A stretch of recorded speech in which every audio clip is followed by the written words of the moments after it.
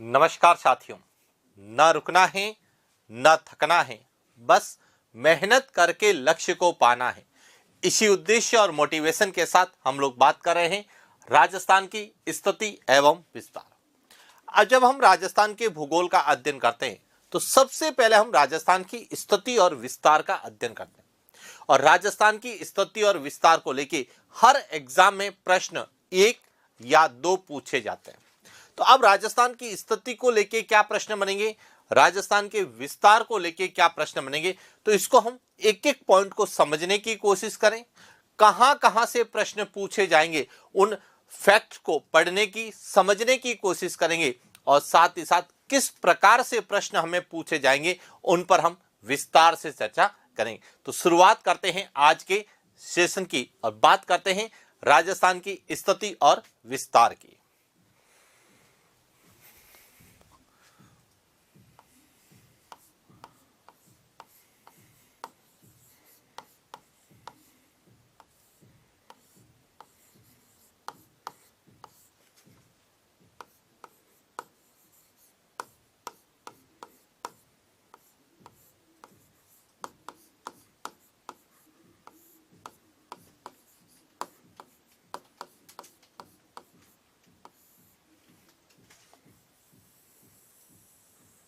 राजस्थान की स्थिति और विस्तार।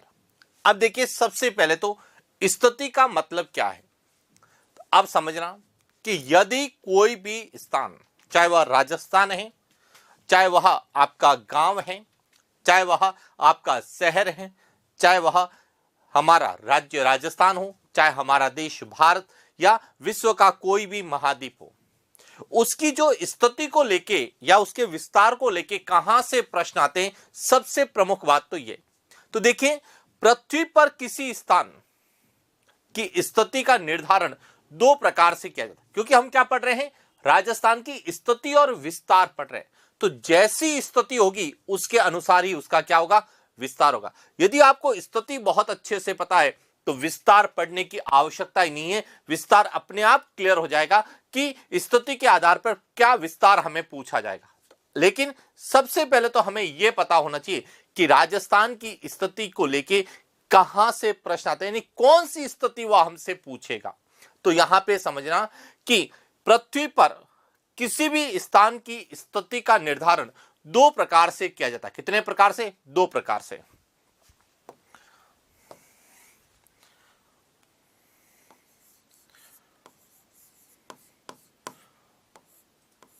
पृथ्वी पर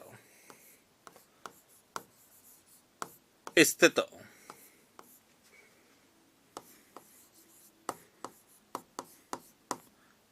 किसी स्थान की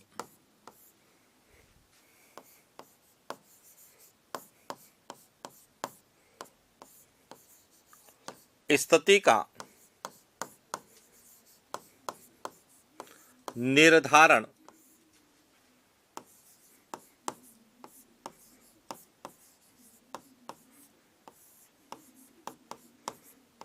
दो प्रकार से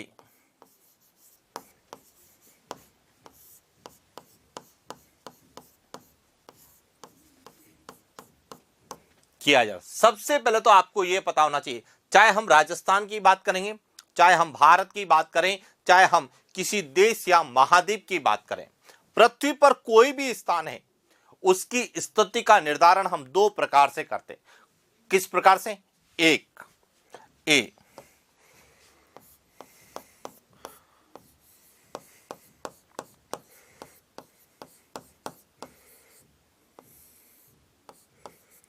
खगोलीय स्थिति और दूसरी है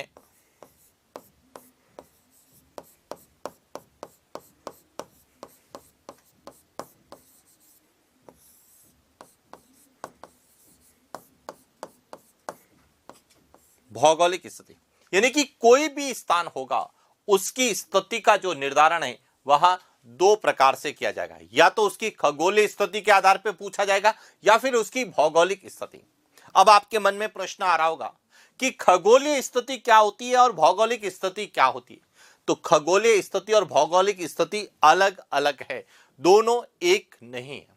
सबसे पहले बात करेंगे खगोलीय स्थिति क्या होगी और उसके बाद बात करेंगे भौगोलिक स्थिति क्या होगी, ताकि आपको क्लियर हो जाए कि खगोलीय स्थिति को लेके, चाहे वह राजस्थान के संदर्भ में भी पूछी जा सकती है कि राजस्थान की खगोलीय स्थिति क्या है, तो खगोलीय स्थिति क्या होती है और भौगोलिक स्थिति, भौगोलिक का मतलब है ज्योग्राफिकल, उसकी जो है लोकेशन क्या है,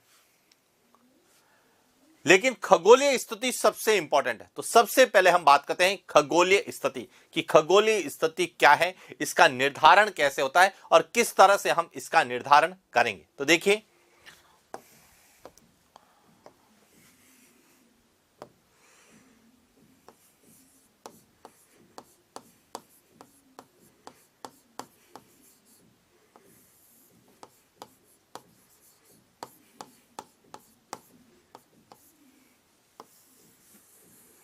एस्ट्रोनॉमिकल लोकेशन, उसकी खगोलीय स्थिति, एस्ट्रोनॉमिकल लोकेशन उसकी क्या है, उसकी खगोलीय स्थिति क्या है। तो देखिए, पृथ्वी पर किसी स्थान की खगोलीय स्थिति का निर्धारण किसके माध्यम से किया जाता है, ग्लोब के माध्यम से किया जाता है।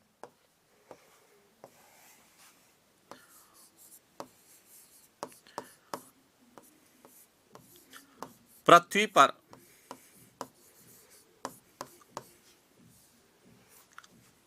स्थित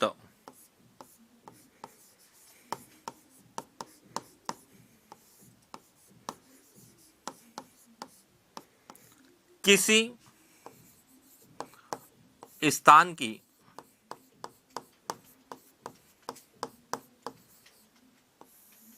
खगोलीय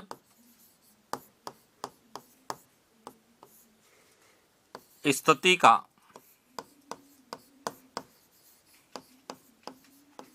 निर्धारण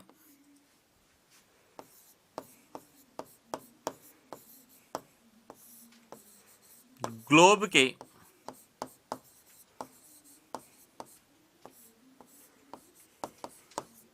माध्यम से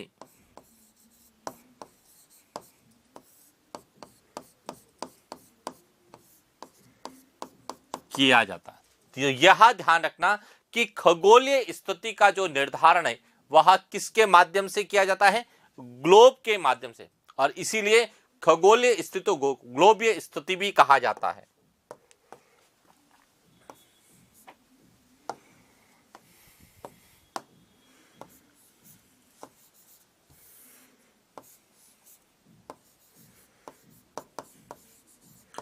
इस कारण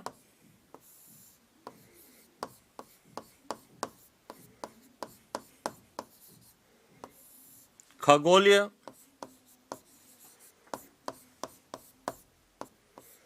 स्थिति को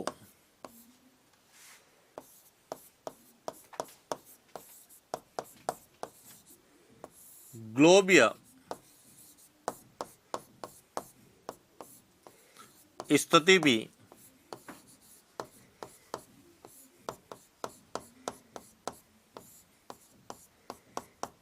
कहा जाता है। यानी कि कुछ किताबों में यहां लिखा हुआ मिलता है,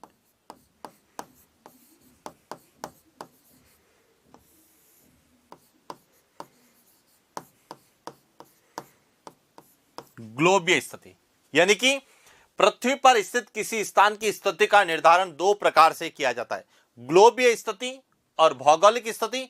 कई जगह लिखा हुआ मिलता है खगोलीय स्थिति या भौगोलिक स्थिति, क्योंकि खगोलीय स्थिति और भौगोलिक स्थिति एक ही है। क्यों एक है? क्योंकि किसी स्थान की यदि आपको खगोलीय स्थिति का पता करना है तो आपको किसका उपयोग करना पड़ेगा, ग्लोब का, और इसीलिए खगोलीय स्थिति को ग्लोबीय स्थिति भी कहा जाता है कि ग्लोब पर जो पृथ्वी का प्रतिरूप है उस ग्लोब पर जो है उस स्थान की स्थिति क्या है। तो जब हम राजस्थान के बारे में बात करेंगे, जब हम राजस्थान की स्थिति का अध्ययन करते हैं तो सबसे पहले हम राजस्थान की ग्लोबीय स्थिति या खगोलीय स्थिति का हम अध्ययन करते हैं। अब देखिए, जब हम कह रहे हैं कि पृथ्वी पर स्थित किसी स्थान की खगोलीय स्थिति का निर्धारण ग्लोब के माध्यम से होता है, तो सबसे पहले तो आपको ग्लोब को समझना आवश्यक होता है कि ग्लोब क्या है। और यदि आपको ग्लोब अच्छे से समझ में आ गया तो आप विश्व में किसी भी देश की, किसी भी स्थान की, किसी भी क्षेत्र की जो है क्या निकाल सकते हैं, खगोलीय या ग्लोबीय स्थिति निकाल सकते हैं। तो इसलिए जब हम राजस्थान की स्थिति और विस्तार का अध्ययन करते हैं तो उससे पहले हमें ग्लोब की सामान्य जानकारी होनी चाहिए कि ग्लोब किसे कहते हैं और ग्लोब को लेके किस तरह से हमें राजस्थान की स्थिति पूछी जाएगी, यानी कि जो राजस्थान की ग्लोबीय स्थिति होगी या राजस्थान की खगोलीय स्थिति होगी। तो देखिए बात करते हैं सबसे पहले ग्लोब कि ग्लोब क्या है। तो सामान्यतः ग्लोब आपने देखा होगा, इस तरह से दिखता है ग्लोब, और ग्लोब के बारे में सब जानते हैं कि ग्लोब क्या है। तो सबसे पहले तो आपको यह पता होना चाहिए कि ग्लोब क्या है।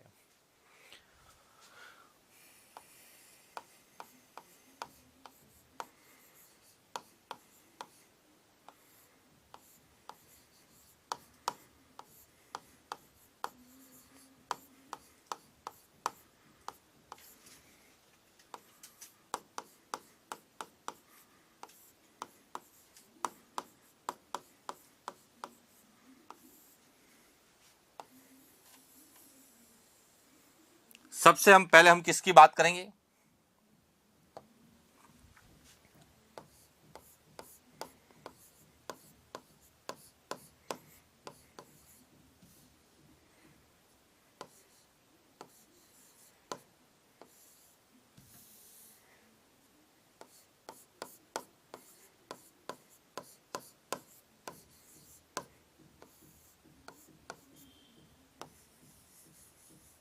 कि ग्लोब क्या है। अब समझना यहां से ग्लोब क्या है। ग्लोब यहां जो है यह है ग्लोब।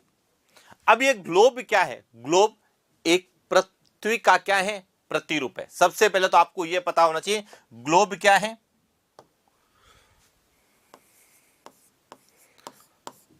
ग्लोब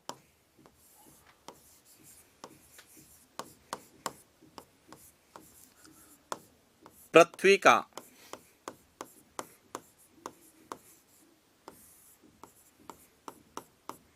प्रतिरूप है। सबसे पहले तो आपको यह पता होना चाहिए कि ग्लोब क्या है, पृथ्वी का ये प्रतिरूप है, पृथ्वी का मॉडल है। क्लियर हो क्या। अब जिस पर किसका अंकन होता है, जिस पर अक्षांश और देशांतर रेखाओं का जाल बना हुआ होता है।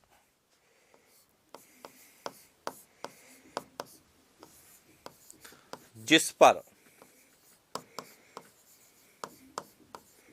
अक्षांश तथा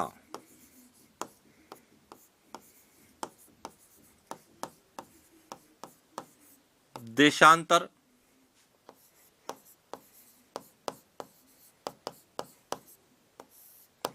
रेखाओं का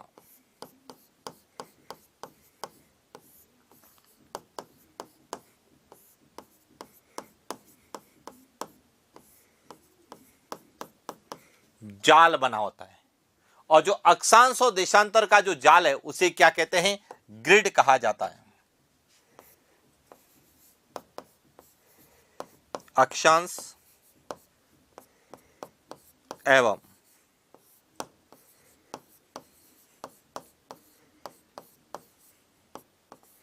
देशांतर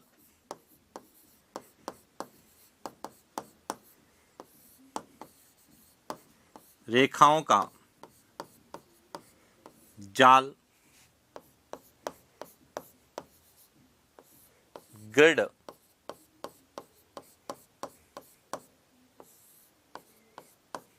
क्या कहलाता है, कि यह जो अक्षांश और देशांतर रेखाओं का जाल, कि ग्लोब जो है वह एक पृथ्वी का प्रतिरूप है, पृथ्वी का मॉडल है, जिस पर अक्षांश रेखाएं और देशांतर रेखाओं का क्या होता है, जाल होता है। यानी कि यह जो है, यहां पर देखेंगे तो एक तो यहां आपको जो है रेखाएं नजर आ रही है,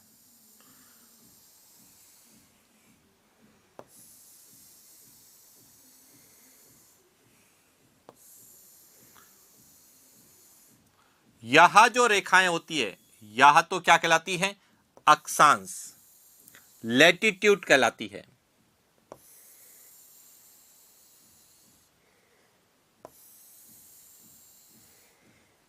अक्षांश, और जो यहां रेखाएं हैं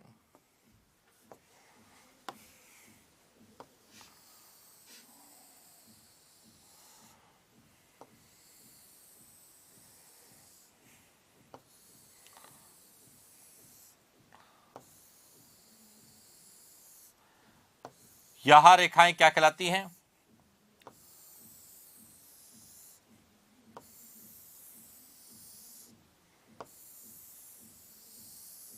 देशांतर रेखाएं कहलाती है। यानी कि ग्लोब जो कि पृथ्वी का प्रतिरूप है, जिस पर अक्षांश और देशांतर रेखाओं का क्या होता है, पूरा जाल बना हुआ होता है, और इस जाल को ही क्या कहा जाता है, ग्रिड कहा जाता है। तो इसमें देखिए यह जो रेखाएं हैं, यह तो है अक्षांश जिन्हें हम लैटिट्यूड कहते हैं। जो आड़ी रेखाएं होती, जो क्षैतिज रेखाएं होती हैं, वह तो अक्षांश क्या कहलाती है, लैटिट्यूड। और जो खड़ी रेखाएं होती है लंबवत, वह कहलाती है देशांतर, लॉन्गिट्यूड। तो आपको सबसे पहले जब भी आप स्थिति के बारे में अध्ययन करें, चाहे हम राजस्थान की स्थिति, तो सबसे पहले तो आपको ग्लोब के बारे में पता होना चाहिए कि ग्लोब क्या है। ग्लोब पृथ्वी का प्रतिरूप है, जिस पर अक्षांश और देशांतर रेखाओं का जाल बना हुआ होता है, और अक्षांश और देशांतर रेखाओं का जाल ही क्या कहलाता है, ग्रिड कहलाता है। अब ध्यान रखना, यहां सबसे इंपॉर्टेंट है कि पृथ्वी पर किसी स्थान की स्थिति का जो है, यानी कि ग्लोबीय स्थिति का निर्धारण किस आधार पर किया जाता है, अक्षांश और देशांतर के माध्यम से किया जाता है।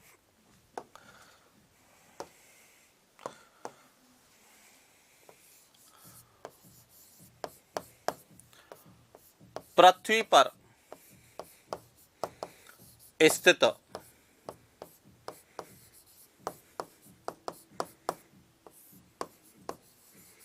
किसी स्थान की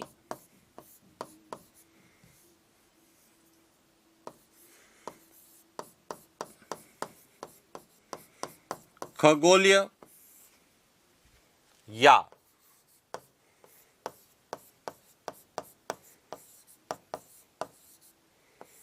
ग्लोबीय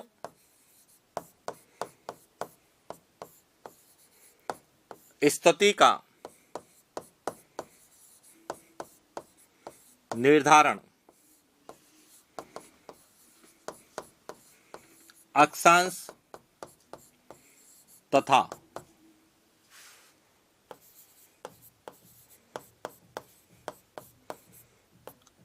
देशांतर के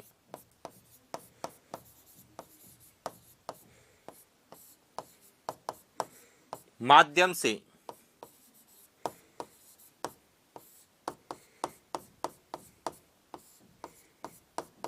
किया जाता है। यहां ध्यान रखना, यह सबसे इंपॉर्टेंट है कि पृथ्वी पर कोई भी स्थान है, चाहे वह राजस्थान ही क्यों ना हो, उसकी यदि आपको खगोलीय या ग्लोबीय स्थिति का निर्धारण करना है तो किसका उपयोग करते हैं हम, अक्षांश और देशांतर का। यानी कि जब हम राजस्थान की स्थिति का अध्ययन करते हैं तो हम राजस्थान की अक्षांशीय स्थिति पढ़ते हैं और अक्षांशीय विस्तार पढ़ते हैं, राजस्थान की देशांतरीय स्थिति पढ़ते हैं और देशांतरीय विस्तार पढ़ते हैं। क्यों पढ़ते हैं, क्योंकि किसी भी स्थान की जो है स्थिति का निर्धारण हम दो प्रकार से करते हैं, या तो खगोलीय स्थिति के रूप में या भौगोलिक स्थिति। और जब हम खगोलीय स्थिति के रूप में करते हैं तो खगोलीय स्थिति का निर्धारण ग्लोब से होता है, और ग्लोबीय स्थिति का निर्धारण किससे होता है, अक्षांश और देशांतर से होता है। और इसीलिए जब हम राजस्थान की स्थिति का अध्ययन करते हैं तो हम उसकी अक्षांशीय और देशांतरीय स्थिति का अध्ययन करते हैं, और अक्षांशीय और देशांतरीय स्थिति के माध्यम से ही हमें उसका अक्षांशीय और देशांतरीय विस्तार पूछा जाता है, या फिर पूरी जो है राजस्थान की ग्लोबीय स्थिति पूछी जाती है, या राजस्थान का ग्लोबीय विस्तार हमें एग्जाम में पूछा जाता है। तो जो हम पढ़ रहे हैं उसमें से क्या पूछा जाएगा, यह हमारे लिए सबसे इंपॉर्टेंट है, और सबसे इंपॉर्टेंट है कि क्या हमें पूछा जाएगा। तो जब हम राजस्थान की स्थिति और विस्तार पढ़ेंगे तो हमें राजस्थान की एक तो ग्लोबीय स्थिति और ग्लोबीय विस्तार पूछा जा सकता है, और ग्लोबीय स्थिति और ग्लोबीय विस्तार का निर्धारण हम किससे करेंगे, अक्षांश और देशांतर से करेंगे। तो हमें राजस्थान की अक्षांशीय स्थिति और अक्षांशीय विस्तार पूछा जाएगा, देशांतरीय स्थिति और देशांतरीय विस्तार पूछा जाएगा, या फिर दोनों एक साथ ही हमें पूछे जा सकते हैं। इसलिए ध्यान रखना कि जब हम राजस्थान की स्थिति और विस्तार का अध्ययन करते हैं तो सबसे पहले हमें ग्लोब को समझना है कि ग्लोब क्या है, और ग्लोब से हमें किसके बारे में पता चलेगा, उसकी अक्षांशीय और देशांतरीय स्थिति के बारे में पता चलेगा। और इसीलिए सबसे पहले हम राजस्थान की स्थिति और विस्तार को पढ़ने से पहले हम पहले अक्षांश और देशांतर को समझने की कोशिश करेंगे। अक्षांश और देशांतर से ही हमें राजस्थान की अक्षांशीय और देशांतरीय स्थिति का निर्धारण होगा और उसी से ही हम राजस्थान के अक्षांशीय और देशांतरीय विस्तार का हम अध्ययन करते हैं। तो अब सबसे पहले हम बात करते हैं अक्षांश यानी कि लैटिट्यूड क्या होते हैं।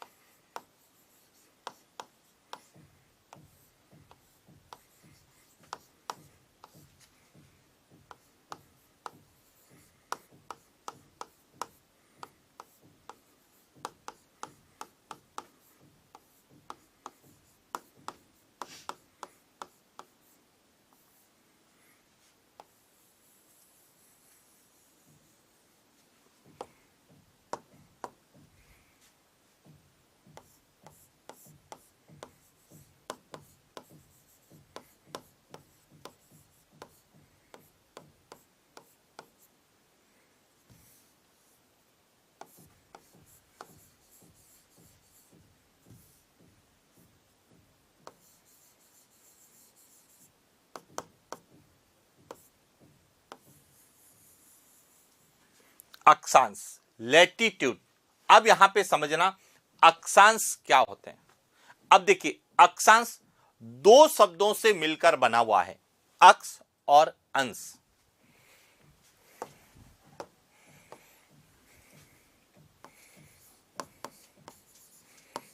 अक्षांश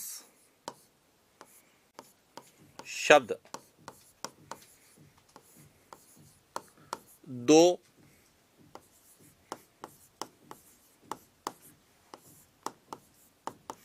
शब्दों से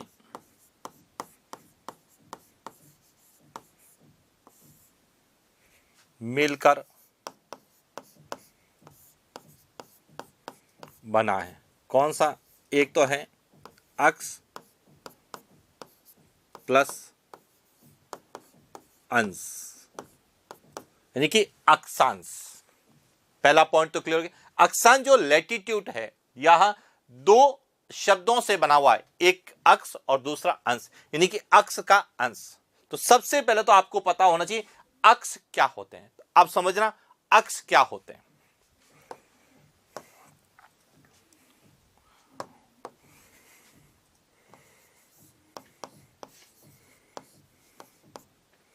जिसे हम एक्सिस के रूप में जानते हैं, अक्ष एक्सिस, कि पृथ्वी के केंद्र से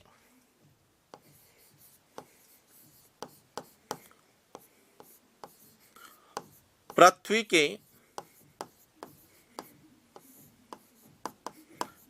केंद्र से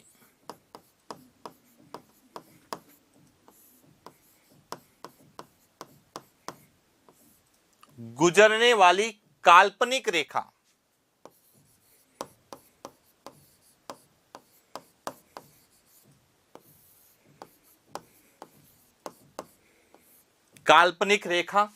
जो उत्तरी ध्रुव और दक्षिणी ध्रुव को मिलाती है, जो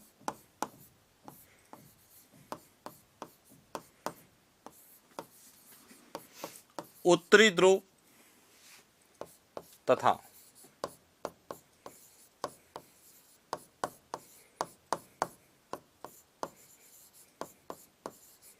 दक्षिणी ध्रुव को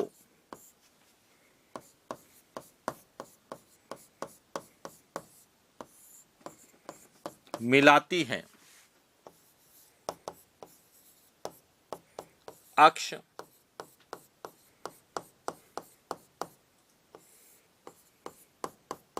पहला पॉइंट क्लियर हो गया कि अक्ष किसे कहते हैं, यानी कि एक्सिस क्या कहलाएगा कि पृथ्वी के केंद्र से यानी कि पृथ्वी के सेंटर से जो है वह गुजरती है। एक इमेजिनरी लाइन होती है, काल्पनिक रेखा होती है जो नॉर्थ पोल को साउथ पोल से मिलाती है। उसे क्या कहा जाता है? उसे अक्ष कहा जाता है। तो सबसे पहले तो आपको यह पता होना चाहिए कि अक्ष क्या होगा, और अक्ष का जो भाग होगा उसे ही हम क्या कहेंगे? अक्षांश कहेंगे। अक्ष का जो अंश होगा उसे हम क्या कहेंगे? अक्षांश कहेंगे, लैटिट्यूड। तो अब बात करते हैं अक्षांश क्या होते हैं, और अक्षांश के बाद में हम ये पढ़ेंगे अक्षांश रेखाएं, लैटिट्यूड लाइन क्या होती है। और हमें जब राजस्थान के संदर्भ में पूछा जाएगा तो अक्षांश या अक्षांश रेखा क्या पूछी जाएगी, यह भी हमें क्लियर होना चाहिए। तो अब हम बात करते हैं अक्षांश की कि अक्षांश क्या होते हैं।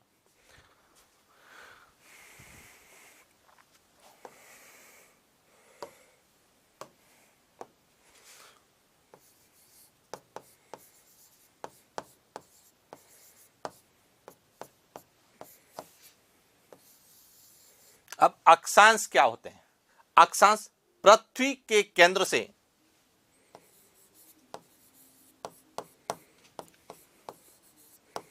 पृथ्वी के केंद्र से पृथ्वी की सतह पर पृथ्वी की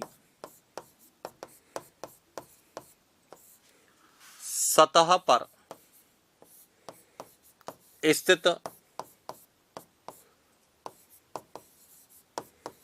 स्थान या बिंदु की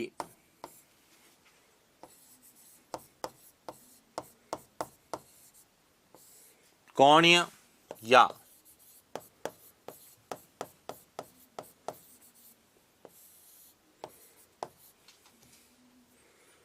कोणात्मक दूरी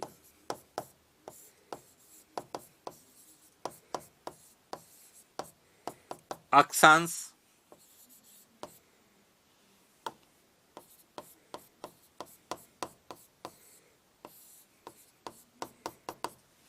यानी कि अक्षांश क्या होते हैं? देखिए, अक्ष क्या होता है कि पृथ्वी के केंद्र से गुजरने वाली एक काल्पनिक रेखा जो उत्तरी ध्रुव को दक्षिणी ध्रुव से मिलाती है, उसे हम क्या बोलते हैं? अक्ष। अब अक्षांश क्या होता है? अक्षांश एक तरह से अक्ष का ही भाग होता है जो पृथ्वी के केंद्र से पृथ्वी की सतह पर कोई स्थान है तो उसके बीच की एंगुलर डिस्टेंस, कोणीय दूरी या कोणात्मक दूरी को वह दर्शाता है, उसे हम क्या कहेंगे? अक्षांश। अब एक और शब्द आता है अक्षांश रेखाएं।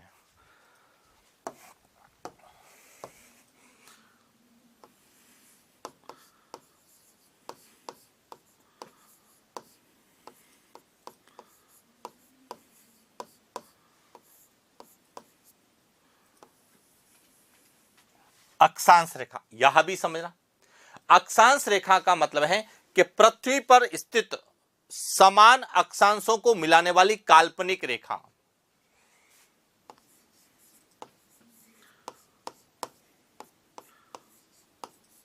पृथ्वी पर स्थित समान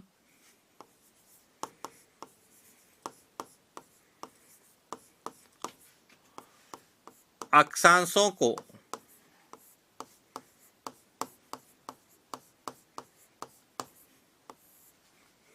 मिलाने वाली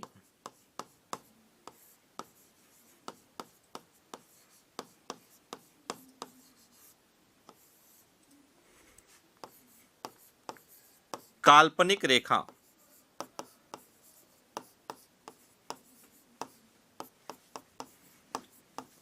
अक्षांश रेखा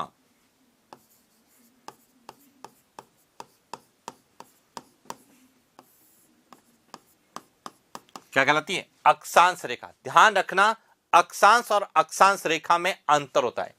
अक्षांश केंद्र से पृथ्वी की सतह के बीच की दूरी को बताएगा, जबकि अक्षांश रेखा यह धरातल पर खींची गई काल्पनिक रेखाएं जो समान अक्षांशों को मिलाएगी। क्लियर हो गया? अब यहां पे जो समझना है कुछ पॉइंट्स कि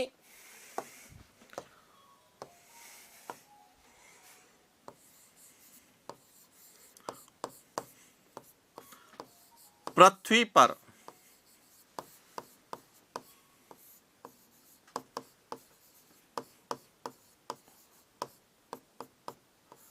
कुल अक्षांश कि पूरी पृथ्वी पर कुल अक्षांश कितने हैं? तो पृथ्वी पर कुल अक्षांश जो है वह 181 है, 181 है। ये कुछ फैक्ट है जो आपको एग्जाम में तो नहीं पूछे जाएंगे, लेकिन इनके आधार पर हम राजस्थान की स्थिति और विस्तार को समझने में आसानी होगी। इसीलिए इन फैक्ट को हमें समझना जरूरी है, पता होना चाहिए कि पृथ्वी पर कुल अक्षांश कितने हैं? 181, जबकि पृथ्वी पर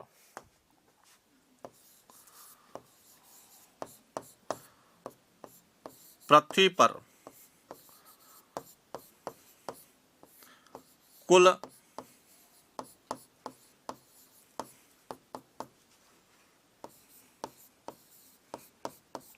अक्षांश रेखाएं यह है 179। अब ये क्यों है, इन सब का हम कारण बताएंगे आपको, लेकिन पहले कुछ फैक्ट जो हमें पूछे जा सकते हैं। फिर है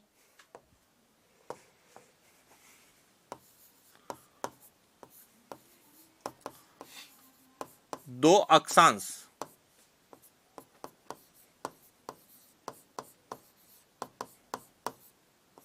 रेखाओं के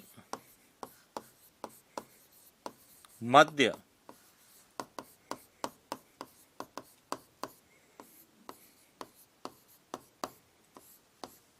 औसत दूरी, कि दो अक्षांश रेखाओं के बीच में औसत दूरी कितनी होती है?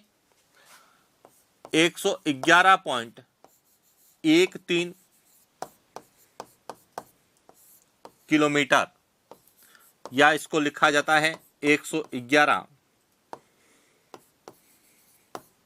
दो अक्षांश रेखाओं के बीच में औसत दूरी कितनी मानी गई है?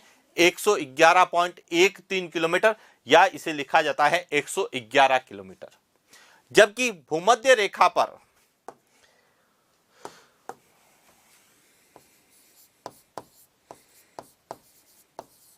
भूमध्य रेखा के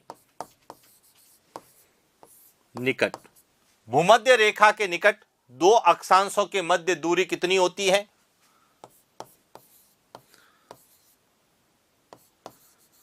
110.6 किलोमीटर, और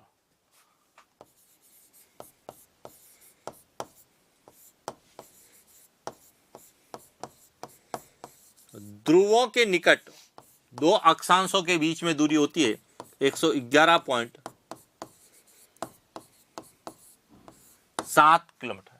यह जो कुछ फैक्ट जो हमें अक्षांश और अक्षांश रेखाओं को लेके, दो अक्षांश रेखाओं के मध्य दूरी को लेके, भूमध्य रेखा के निकट इनके बीच में दूरी कितनी होती है, और ध्रुवों के निकट इनके बीच में दूरी कितनी होती है, जो हमें एग्जाम में राजस्थान के संदर्भ में तो नहीं पूछे जाएंगे, लेकिन जब हम राजस्थान की लंबाई और चौड़ाई का जब हम अध्ययन करते हैं तो उस समय इन फैक्ट के आधार पर हम राजस्थान की जो लंबाई 826 किलोमीटर या चौड़ाई जो 869 किलोमीटर हम जो ज्ञात करते हैं, वह इसी के आधार पर ज्ञात करते हैं। और इसीलिए हमें सामान्यतः जब हम राजस्थान की स्थिति का अध्ययन करते हैं तो राजस्थान की स्थिति का अध्ययन करने से पहले हमें अक्षांश के बारे में तो पता होना चाहिए, और जब हम देशांतरीय स्थिति का अध्ययन करते हैं तो देशांतर के बारे में सामान्य जानकारी हमें होनी चाहिए। तो इस तरह से हमें सबसे पहले तो अक्षांश क्या होते हैं, अक्षांश रेखाएं कितनी होती हैं, और जो हमें अक्षांश को लेके पूछा जा सकता है। अब देखिए, यह तो थ्योरेटिकल है, लेकिन जब इसको हम वास्तव में मैप में देखते हैं तो आपको एकदम क्लियर समझ में आएगा कि वास्तव में जो है अक्षांश क्या होते हैं, अक्षांश रेखाएं क्या होती है और कितनी है। तो देखिए, आपने कभी यह पिक्चर देखी होगी, यह आपको एक मैप दिख रहा होगा, एक पिक्चर दिख रही होगी। अब समझना यहां से एक एक पॉइंट। सबसे पहले हमने पढ़ा कि अक्षांश क्या होते हैं, तो अक्षांश दो शब्दों से मिलकर बना हुआ है, अक्ष और अंश। अक्ष यानी एक्सिस क्या होते हैं, तो एक्सिस को समझना कि देखिए यह पूरी पृथ्वी है,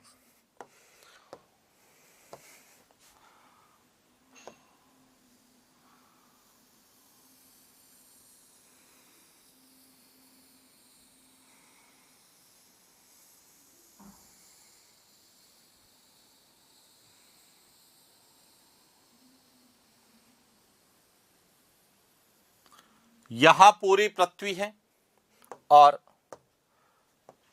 यह जो है यह पृथ्वी का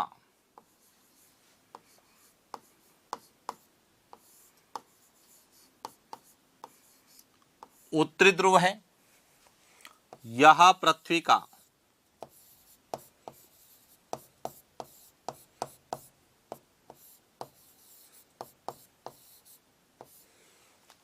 दक्षिणी ध्रुव है, और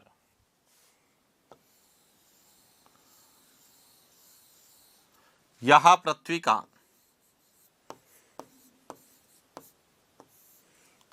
केंद्र है। अब हमने कहा अक्ष क्या होते हैं?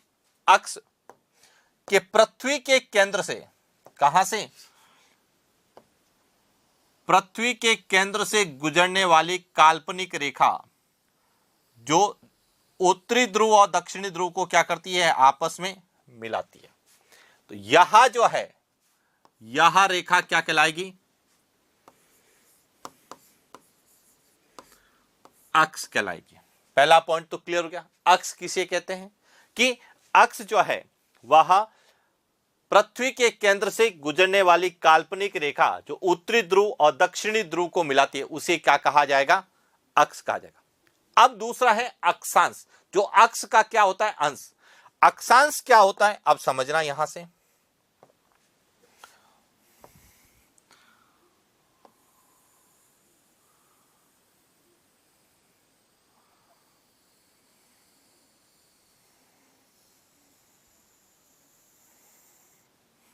अब देखिए, यह जो है, यह पृथ्वी की सतह है और इस सतह पर एक स्थान यहां पर है, एक यहां पर है, एक स्थान यहां पर है, एक स्थान यहां पर है, एक स्थान यहां पर है।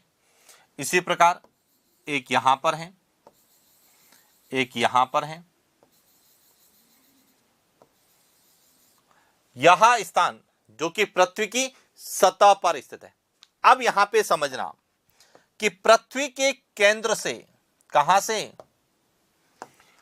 पृथ्वी के केंद्र से पृथ्वी की सतह पर स्थित बिंदु की कोणात्मक दूरी, यानी कि यह जो है, यह दूरी क्या कहलाएगी?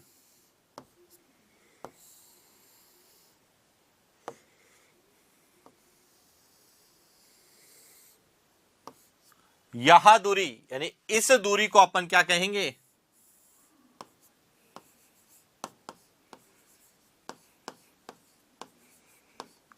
अक्षांश कहेंगे। क्या कहेंगे? अक्षांश। अब यहां पर समझना कि यदि यह जो स्थान है पृथ्वी के केंद्र से कितना 0 डिग्री का कोण बनाता, कितने डिग्री का? 0 डिग्री का। 0 डिग्री का बनाएगा तो यह कहलाएगा 0 डिग्री अक्षांश। यही यदि कितने डिग्री का कोण बना रहा है? 15 डिग्री का, तो यह कहलाएगा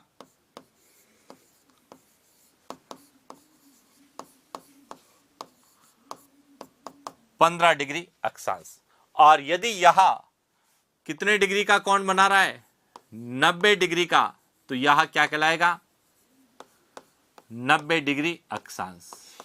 यानी कि वह जो स्थान है वह पृथ्वी के केंद्र से कितने डिग्री का कोण बना रहा है? तो 0 डिग्री का बनाएगा तो 0 डिग्री अक्षांश। यदि 15 डिग्री का बनाएगा तो 15 डिग्री अक्षांश। 60 डिग्री का बनाएगा तो 60 डिग्री अक्षांश। और यदि वह 23.5 डिग्री का बनाता है तो 23.5 डिग्री अक्षांश कहलाता है। 66.5 डिग्री का बनाएगा तो 66.5 डिग्री। तो यह तो किसकी कहानी थी? अक्ष क्या होते हैं और अक्षांश क्या होते हैं। लेकिन अक्षांश रेखाएं भी होती हैं। अब यहां पे समझना है कि जब हम केंद्र से उत्तर की ओर जाएंगे तो 90 और केंद्र से दक्षिण की ओर आएंगे तो 90। तो 90 और 90 कितने हो गए? 180। और 0 खुद अपने आप में एक अक्षांश है, तो इसीलिए हम लिखते हैं कि कुल अक्षांश कितने होते हैं? 90 नॉर्थ के, 90 साउथ के प्लस 0, टोटल संख्या कितनी होगी? 181। यहां ध्यान रखना कि कुल अक्षांश कितने होते हैं कि 0 के उत्तर में 90 और 0 के दक्षिण में 90 प्लस 0। 0 स्वयं एक अक्षांश है क्योंकि वह पृथ्वी के केंद्र से 0 डिग्री कोणात्मक दूरी को दर्शाता है। इसीलिए 0 डिग्री अक्षांश, और 0 डिग्री अक्षांश जो है वह पृथ्वी के मध्य से गुजरता है। इसीलिए उसे हम भूमध्य रेखा के रूप में या विषुवत रेखा के रूप में जानते हैं। यह तो कहानी किसकी थी? अक्षांश की। अब आता है अक्षांश रेखा, इसको भी समझना। यहां पृथ्वी की सतह, आप समझना यहां से,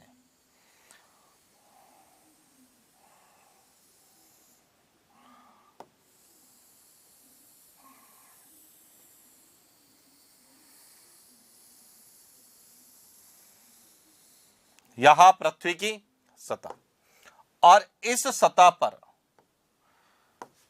यहां 0 डिग्री अक्षांश है, यहां भी 0 डिग्री है, यहां भी 0 डिग्री है, यहां भी 0, यानी कि इन सब की पृथ्वी के केंद्र से दूरी कितनी है?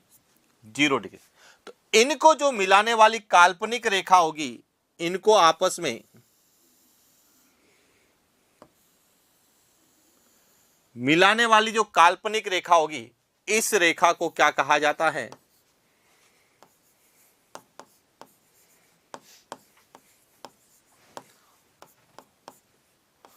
अक्षांश रेखा, लैटिट्यूड लाइन कहा जाता है। यानी कि अक्षांश तो केवल केंद्र से सतह तक था, लेकिन पृथ्वी की सतह के ऊपर समान अक्षांशों को मिलाने वाली ये जो काल्पनिक रेखाएं, ये सभी रेखाएं क्या कहलाती है? अक्षांश रेखाएं कहलाती है। लेकिन जैसे जैसे जो बीच में से गुजरती है, इसे हम कहते हैं विषुवत रेखा कहते हैं। क्या कहते हैं? विषुवत रेखा, भूमध्य रेखा, इक्वेटर कहते हैं। यहां जो है, यहां है 0 डिग्री अक्षांश। कौन सा अक्षांश है? 0 डिग्री अक्षांश रेखा है। यहां जो अक्षांश रेखा है वह कौन सी है? 0 डिग्री अक्षांश रेखा है। इसे कहा जाता है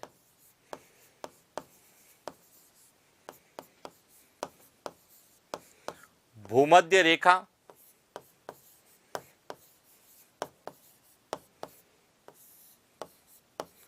विषुवत रेखा। क्या कहा जाता है? भूमध्य रेखा या विषुवत रेखा कहा जाता है। अब भूमध्य रेखा क्यों कहते हैं? क्योंकि यह पृथ्वी के मध्य से गुजरती है, इसीलिए इसे क्या कहते हैं? भूमध्य रेखा कहते हैं। इसको विषुवत रेखा क्यों कहते हैं?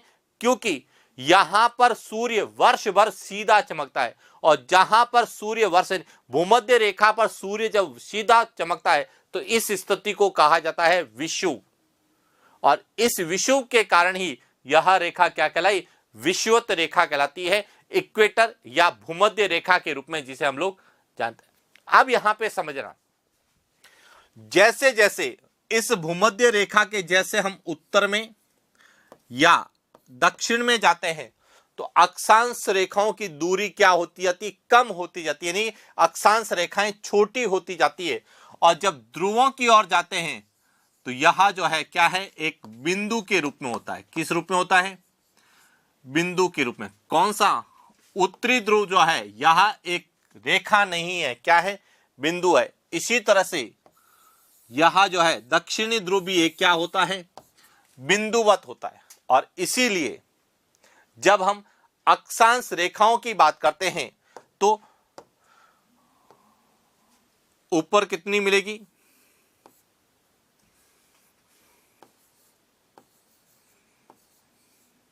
89। दक्षिण में कितनी मिलेगी? 89 और 0। तो इसका मतलब है कि अक्षांश रेखाएं कितनी होती हैं? 89 प्लस 89 प्लस 0, यानी कि 179। और इसीलिए हम कहते हैं कि अक्षांश रेखाएं 179 है, जबकि अक्षांश 181 है। तो इस तरह से हमें, जब हम राजस्थान की स्थिति का अध्ययन करते हैं, राजस्थान की विशेष रूप से ग्लोबीय स्थिति का अध्ययन करते हैं, तो हमें एक तो अक्षांशों के बारे में सामान्य जानकारी होनी चाहिए कि अक्षांश क्या है और अक्षांश रेखाएं कितनी होती है, अक्षांश कितने होते हैं। अब समझना कि भूमध्य रेखा पर इनके बीच की दूरी, दो अक्षांशों के बीच की दूरी, जब हम भूमध्य रेखा की बात करते हैं तो भूमध्य रेखा पर या भूमध्य रेखा के निकट दो अक्षांशों के बीच की दूरी कितनी आ रही है? 110.6 किलोमीटर। जबकि ध्रुवों के निकट इनके बीच की दूरी कितनी आती है?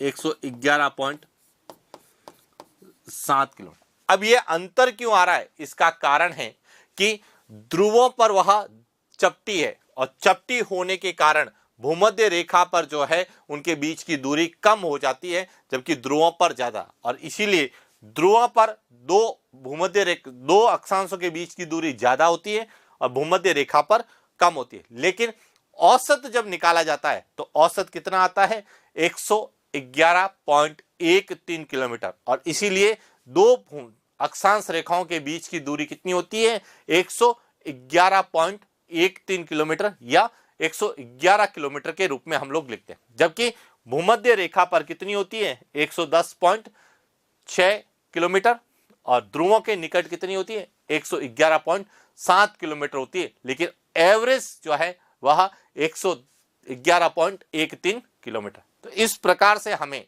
जब हम राजस्थान की स्थिति का अध्ययन करते हैं, विशेष रूप से कौन सी स्थिति, राजस्थान की खगोलीय स्थिति का अध्ययन करते हैं, राजस्थान की ग्लोबीय स्थिति का अध्ययन करते हैं, तो सबसे पहले हमें अक्षांश को समझना आवश्यक है। और इस तरह से हमने किसको समझा, अक्षांश को। अब बात करते हैं राजस्थान के संदर्भ में कि राजस्थान की अक्षांशीय स्थिति क्या है। अब समझना यहां से,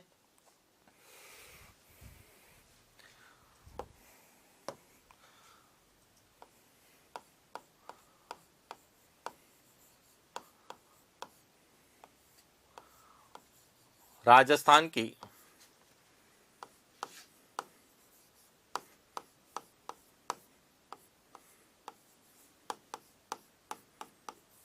स्थिति और विस्तार, इसमें हम बात करेंगे सबसे पहले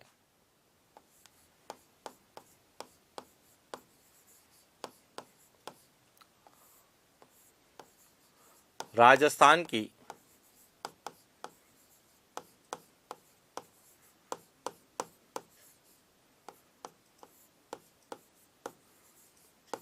अक्षांशीय स्थिति। दूसरा हम बात करेंगे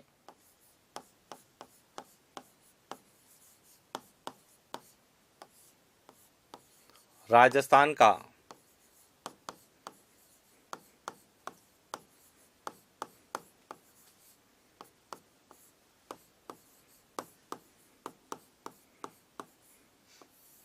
अक्षांशीय विस्तार।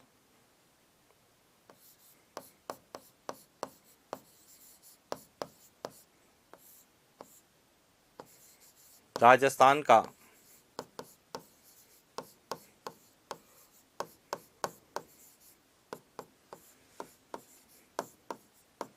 अक्षांशीय विस्तार।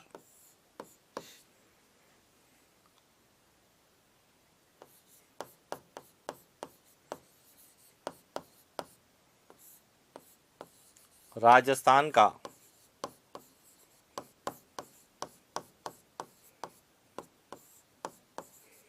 दक्षिणतम बिंदु।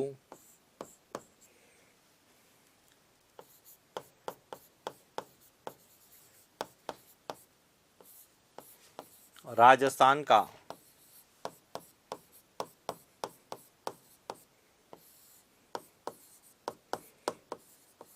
उत्तरीतम बिंदु और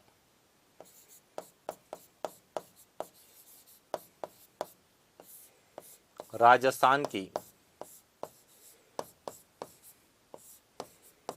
उत्तर से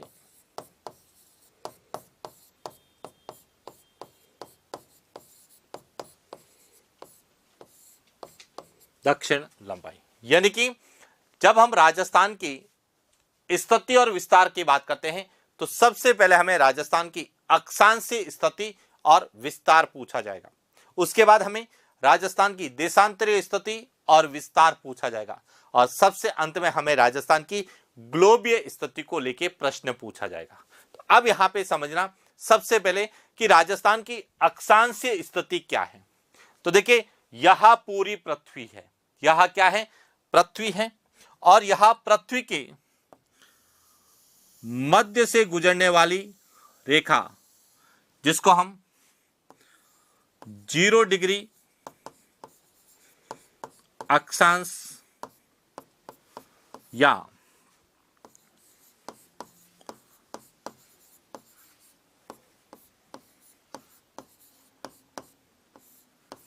भूमध्य रेखा कहते हैं, इक्वेटर जिसे हम लोग कहते हैं।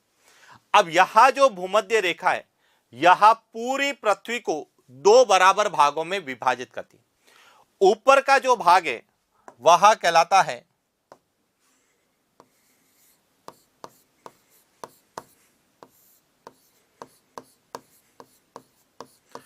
उत्तरी गोलार्ध, यानी कि नॉर्थ हेमिस्फीयर, और जो दक्षिण में इसे कहा जाता है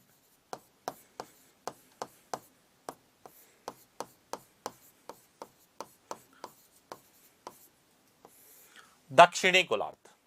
अब यदि हम बात करें पृथ्वी पर, तो पृथ्वी पर जो राजस्थान है या राजस्थान की जो स्थिति है वह आपको इस तरह से दिखाई देगी।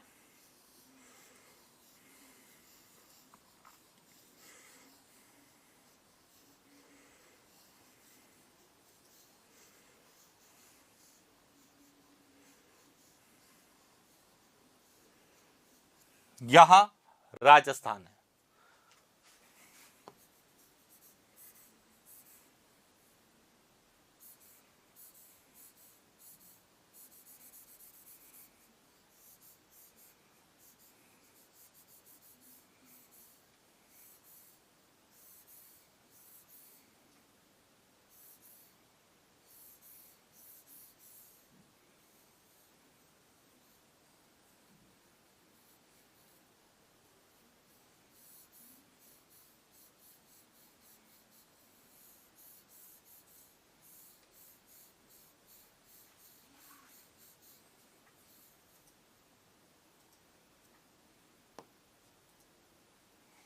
यह राजस्थान है।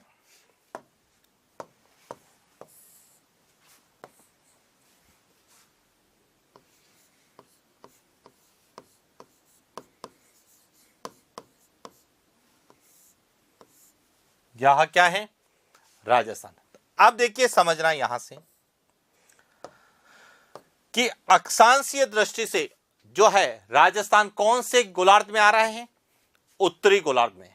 तो इसका मतलब है कि राजस्थान की अक्षांशीय स्थिति क्या होगी?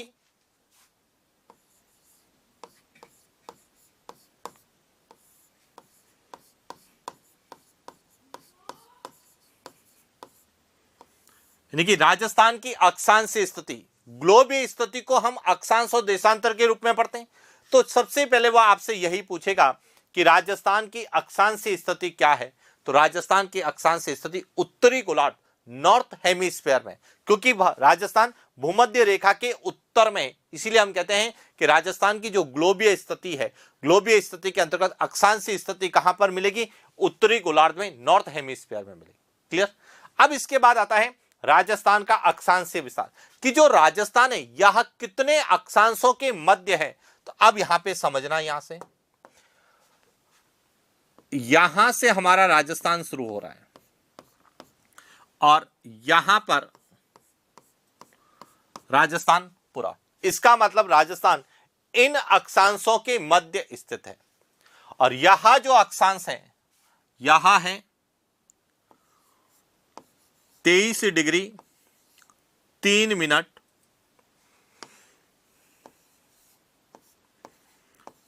उत्तरी अक्षांश, यानी कि राजस्थान 23 डिग्री 3 मिनट उत्तरी अक्षांश से 30 डिग्री 12 मिनट उत्तरी अक्षांश के मध्य है। यानी कि राजस्थान का अक्षांशीय विस्तार कितना होगा? 23 डिग्री 3 मिनट उत्तरी अक्षांश से 30 डिग्री 12 मिनट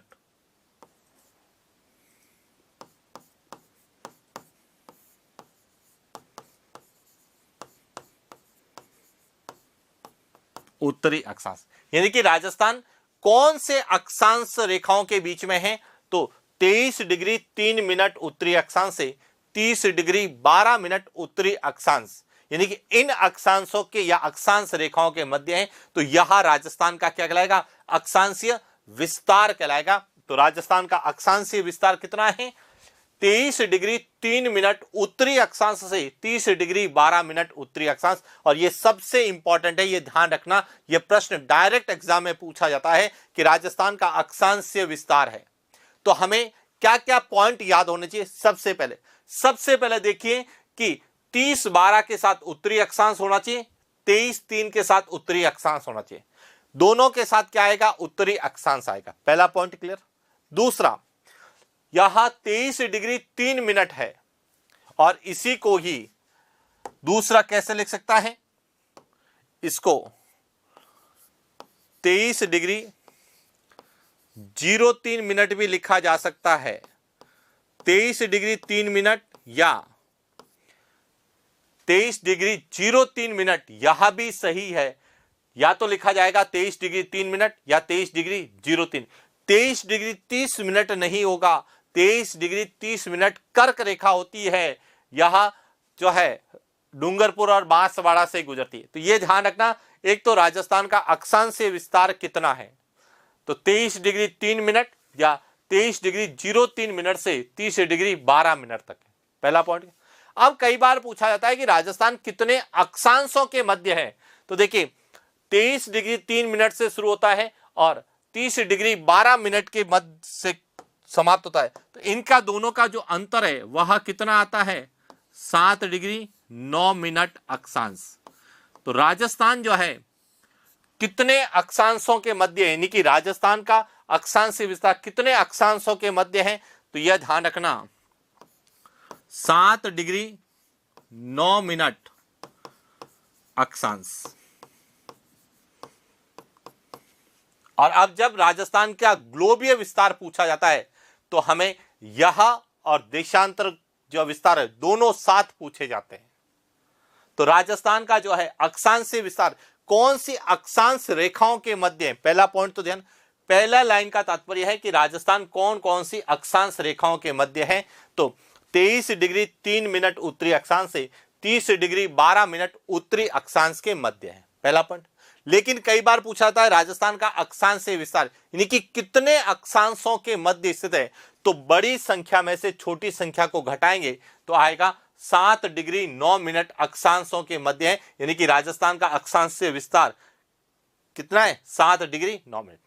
अब आगे अगला पॉइंट कि यह जो 23 डिग्री 3 मिनट जिस बिंदु से जिस स्थान से गुजरता है वह राजस्थान का क्या होगा?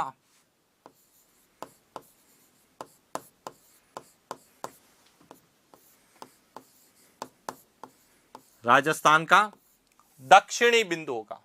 तो राजस्थान का जो दक्षिणी बिंदु है वह कौन सा है? बोरकुंड। किस जिले में है?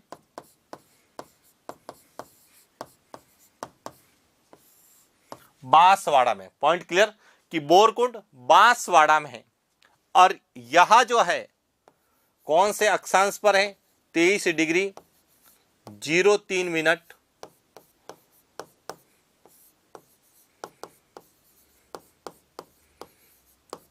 उत्तरी अक्षांश। यह सबसे इंपॉर्टेंट है, कई बार पूछा जाता है कि राजस्थान के दक्षिणतम बिंदु की अक्षांशीय स्थिति कौन सी है, तो 23 डिग्री 03 मिनट या इसे ही क्या लिखा जा सकता है? 23 डिग्री 3 मिनट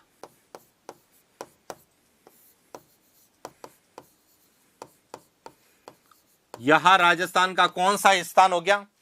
दक्षिणतम बिंदु। और यह जो है यह राजस्थान का कौन सा स्थान होगा?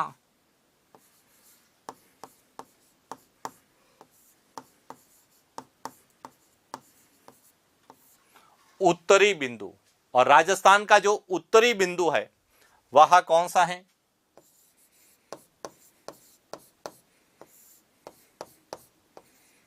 कोणागांव। किस जिले में है? श्री गंगानगर में। और इसकी जो अक्षांशीय स्थिति वो आएगी, क्या आएगी?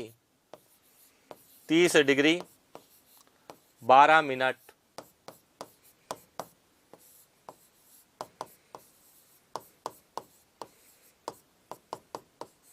उत्तरी अक्षांश। तो यहां ध्यान रखना, राजस्थान का दक्षिणतम बिंदु कौन सा है, किस जिले में है और उसकी अक्षांशीय स्थिति क्या है। राजस्थान का उत्तरीतम बिंदु कौन सा है, किस जिले में है और उसकी अक्षांशीय स्थिति क्या है। क्लियर। इससे अब यहां सबसे इंपॉर्टेंट है कि जब हम राजस्थान के अक्षांशीय विस्तार का अध्ययन करते हैं तो इससे राजस्थान की जो है उत्तर से दक्षिण लंबाई, उत्तर से दक्षिण की लंबाई यानी कि राजस्थान का विस्तार पता चलता है कि राजस्थान का उत्तर से दक्षिण विस्तार कितना है। तो राजस्थान की उत्तर से दक्षिण जो लंबाई है वह कितनी है,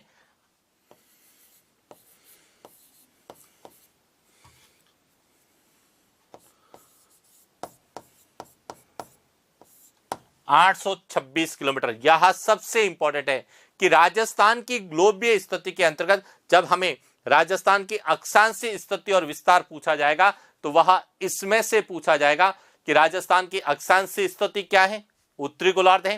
राजस्थान का अक्षांशीय विस्तार कितना है, तो 23 डिग्री 3 मिनट उत्तरी अक्षांश से 30 डिग्री 12 मिनट उत्तरी अक्षांश, या फिर 7 डिग्री 9 मिनट अक्षांशों के मध्य है। राजस्थान का दक्षिणतम बिंदु, क्योंकि अक्षांशीय स्थिति से राजस्थान का दक्षिणतम और उत्तरीतम बिंदु ज्ञात होता है। दक्षिणतम बिंदु बोरकुंड बांसवाड़ा में है और उत्तरीतम बिंदु कोणा गांव श्री गंगानगर में। और राजस्थान के अक्षांशीय विस्तार से राजस्थान का उत्तर से दक्षिण विस्तार कितना है, यानी राजस्थान की लंबाई कितनी है, तो वह है 826 किलोमीटर। तो इस तरह से हम जब राजस्थान की स्थिति और विस्तार का अध्ययन करते हैं तो हमें एक तो अक्षांशीय स्थिति और विस्तार को लेकर प्रश्न पूछे जाते हैं। तो राजस्थान की अक्षांशीय स्थिति और विस्तार को लेकर जितने भी प्रश्न पूछे जाने की संभावना है उसके बारे में हमने चर्चा की, और इसी के साथ राजस्थान की अक्षांशीय स्थिति और विस्तार कंप्लीट होता है। आगे हम राजस्थान की देशांतरीय स्थिति और विस्तार पर चर्चा करेंगे, लेकिन आज के लिए इतना ही। मिलते हैं नेक्स्ट क्लास। Thank you.